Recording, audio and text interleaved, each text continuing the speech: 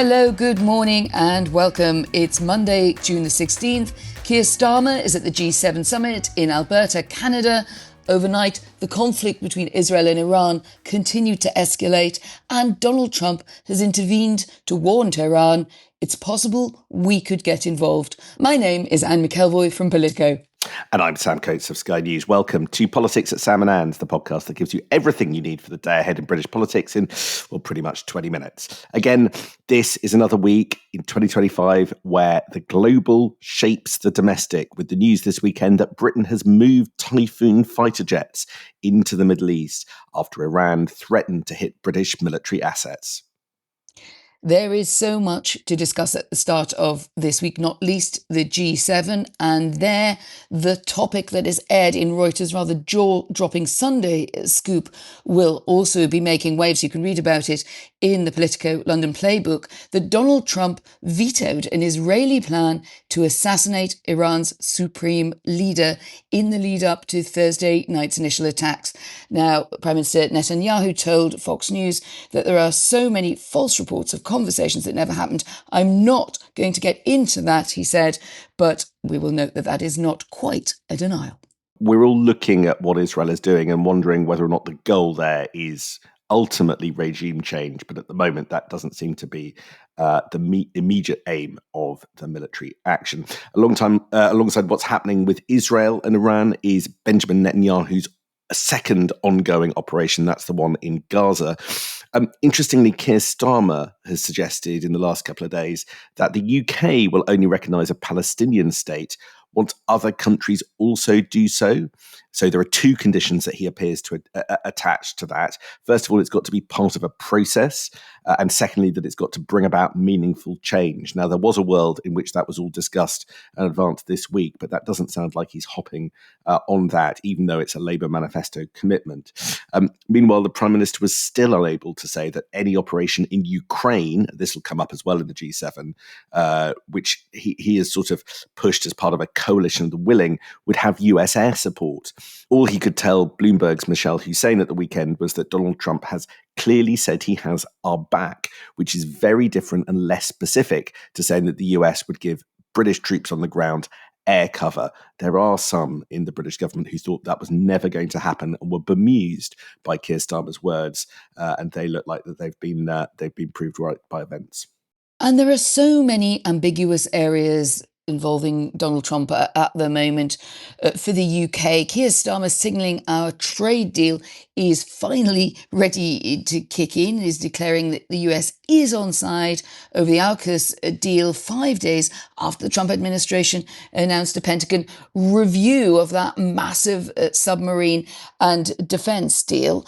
He'll also be hoping that there won't be US side commentary from the likes of Elon Musk over one key domestic issue here, and that is, of course, those rape and grooming gangs. The Prime Minister is set to authorise a national inquiry 6 months after he said the people calling for one were amplifying what the far right is saying. So quite a reversal there, and I think that is going to dominate the internal action in the Labour Party for the next few days. I mean, there's no doubt that's the biggest domestic story, I think, today. This comes after a national inquiry was recommended by Baroness Louise Casey in her 200-page report that's going to be published in a few hours' time. We'll go into more of that in a moment. Another area of domestic unhappiness for Labour MPs, well, on the way to Canada, Prime Minister Keir Starmer saying that he was doubling down with the fight with his own backbenchers over the welfare reforms which are needed to save money and to reduce the number of people out of work. He signalled that he is not backing down. Meanwhile, we've also got a big moment for our intelligence services. We've got the first ever Chief of the Secret Intelligence Service, that's MI6 to you and me, that has been announced. Blaise Metravelli, who worked at MI5 as well as MI6, will be the 18th chief of in the organisation's history. Now, and the question I'm dying to ask you, but know that I can't, is have you met her and do you know her? But I won't ask that because you wouldn't be able to tell me. But what do you know about her? Well, No comment on that, but I can tell you a bit about this appointment, Sam. She is the first woman in the role, widely reported. An anthropologist, comes from that background, and also as a Middle East expert. She speaks very fluent Arabic. And this was a particularly interesting race, I think, for those of us who follow the office politics of the secret state.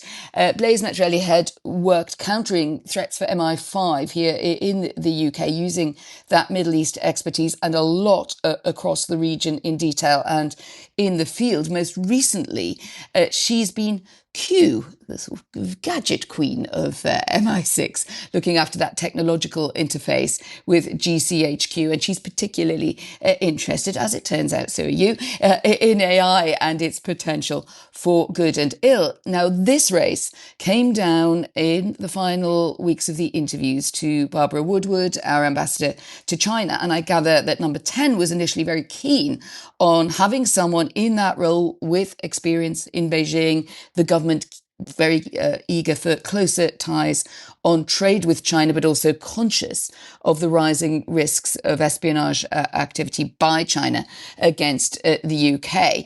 And the job in the end went to Ms. Metrelli. I think it's also a generational shift. She is 47, whereas Barbara Woodward was well into her 60s.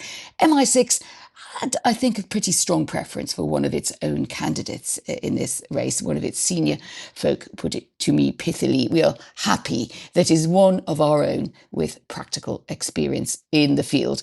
A bit of interagency rivalry with the Foreign Office there when it comes to this appointment. She will start the new chief in October, but I'm sure that this conflict, Israel-Iran in particular, and its potential to spread across the Middle East, means that that will be her immediate focus from here on in. That's an absolutely fascinating primer. And by the way, I tried to find out about her as well, and there is not a single national newspaper article anywhere in the public domain that mentions her at all until this weekend, when it turns out that she got a gong for services to British foreign policy, when on Friday night her sort of King's birthday honour was announced. She was simply listed as a Director General of the Foreign, Commonwealth and Development Office. So they kept that secret for a couple more days. So you seem to know more about her than just about anybody else. Anyway, I will leave that there and not ask further. Let's major on grooming gangs, though. Over the weekend, Keir Starmer executed another screeching U-turn on whether there should be a national inquiry into grooming gangs. Ministers will today announce that one is being set up. And this, I think, will cause shockwaves through all sorts of bits of national and local government. And that's because the inquiry itself will have the power to order deep dive investigations into historic cases of grooming gangs to ensure complaints and allegations of mishandling, wrongdoing, and cover-ups by police, agencies, and other professionals and elected officials are brought to light. So the final configuration of the national inquiry, it sounds, will be a no-holds-barred affair.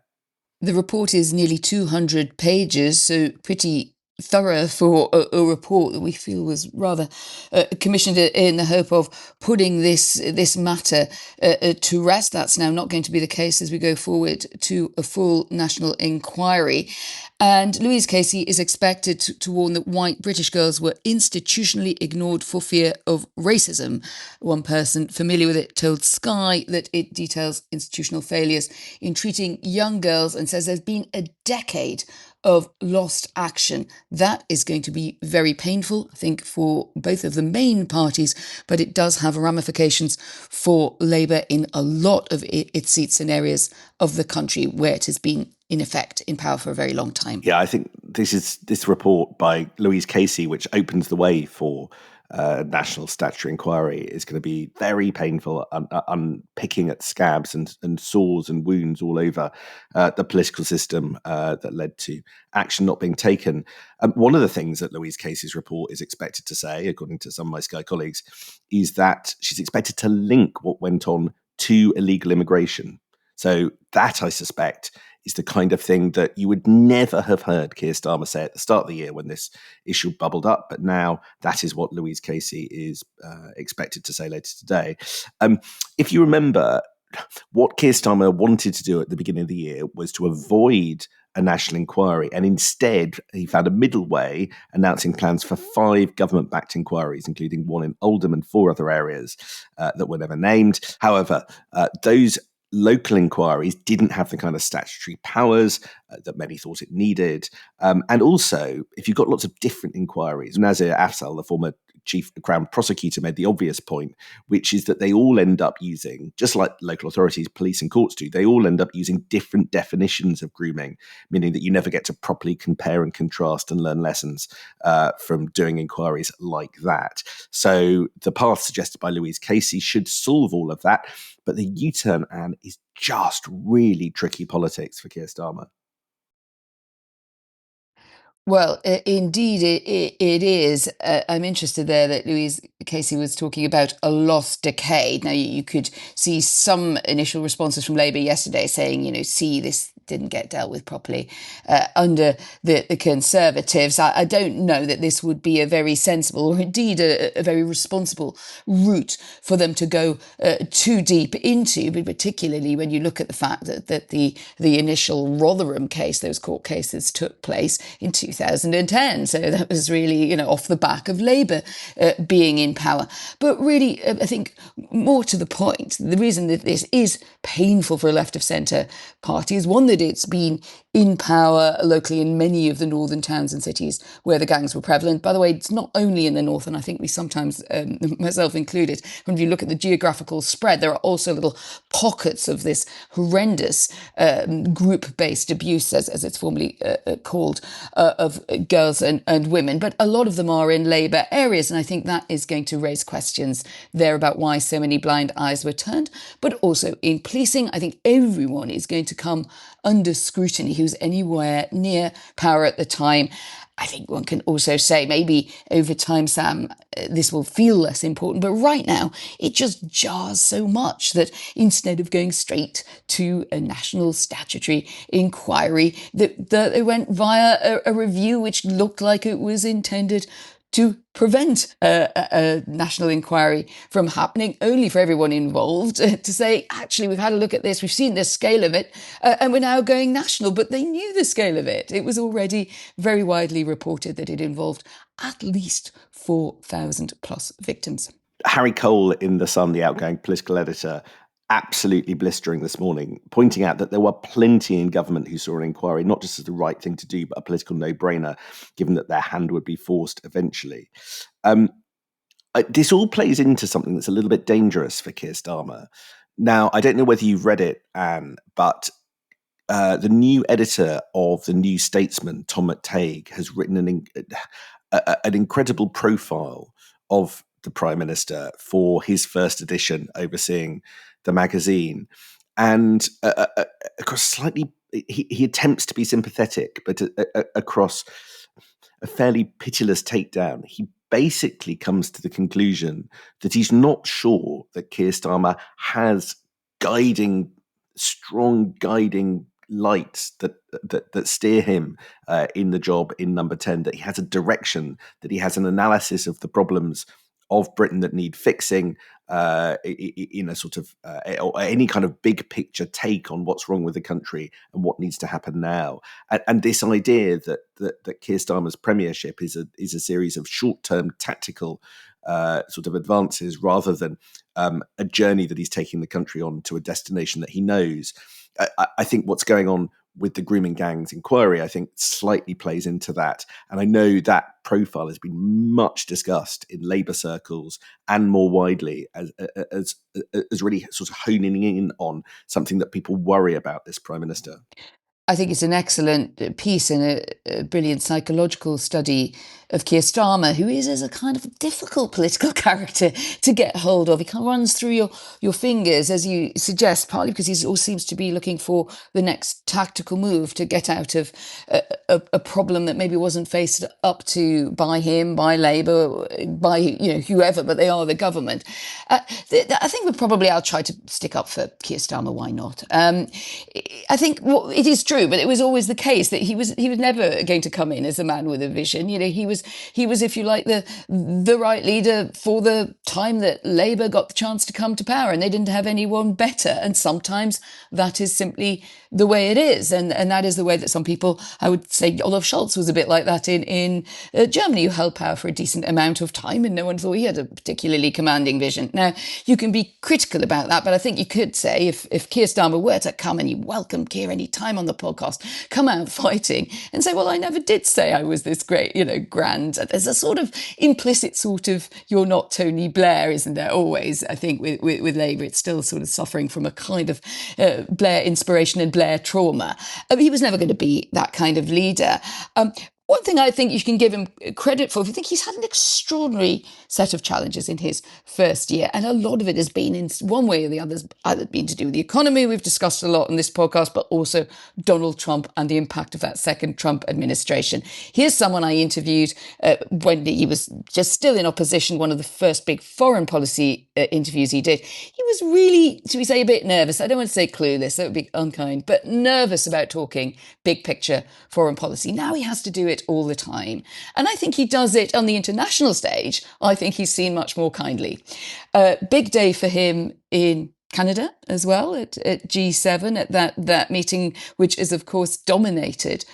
Intense conversations. That's even, I think, according to the number 10 record, about the conflict between Israel and Iran and how that affects, of course, countries like the UK and the calibration of their friendships and frenemies and enmities across the Middle East. I'm just giving that as an example, Sam, of where, we may not have a grand vision, but frankly, which Western leader does have a grand vision about how to sort this out?